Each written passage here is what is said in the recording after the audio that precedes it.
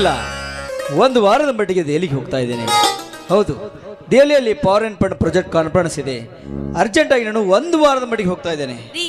ನಿಮ್ಮನ್ನೊಂದು ಕ್ಷಣ ಬಿಟ್ಟಿರ್ಬೇಕಂದ್ರು ನನ್ನ ಮನಸ್ಸು ಏನ್ ಹೇಳುತ್ತೆ, ನಾನು ನಿಮ್ ಜೊತೆ ಬರ್ತೀನಿ, ನನ್ನನ್ನ ಕರ್ಕೊಂಡು ಹೋಗ್ರಿ. ಚಿನ್ನ, ಇಂಥ ಸ್ಥಿತಿಯಲ್ಲಿ ನೀನ ಬೇಡ, ದೂರದ ಪ್ರಯಾಣ ಬೇಡ ಅಂತ ಡಾಕ್ಟರ್ ಸ್ಟ್ರಿಕ್ ಆಗಿ ವಾರ್ನಿಂಗ್ ಮಾಡಿದ್ದಾರೆ.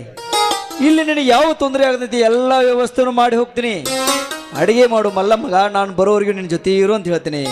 ಹೊರಗಡೆ ನೋಡಿದ್ರೆ ಡೇ ನೈಟ್ ಸೆಕ್ಯೂರಿಟಿ ಇರುತ್ತೆ. ನಿನಗೇನಾದರೂ ಈ ಮನೆಯಲ್ಲಿ ಕುಳಿತು ಬೇಜಾರಾದರೆ ನಿನ್ನ ಬರ್ತಡೆಗೆ ಅಂತ ಕಾರ್ ಗಾಡಿ ತಂದಿದ್ದೇನೆ.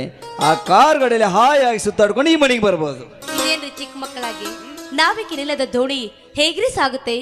ಇದೊಂದ್ಸಲ ಆ ಪ್ರೋಗ್ರಾಮ್ ಕ್ಯಾನ್ಸಲ್ ಮಾಡ್ಕೋಬಹುದಲ್ಲ? ಅದು 100 ಕೋಟಿ ಪ್ರಾಜೆಕ್ಟ್.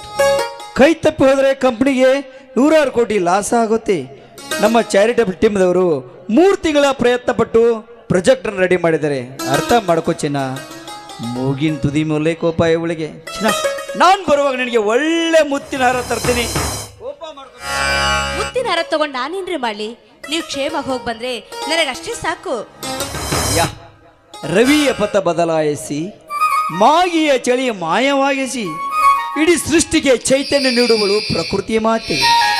ಈ ದಿಗಂತನ ಅರಮನೆಯ ಅರಸಿಯಾಗಿ ನನ್ನ ಪ್ರಗತಿಯ ಪಥದ ದಿಕ್ಸೂಚಿ ನೀನು.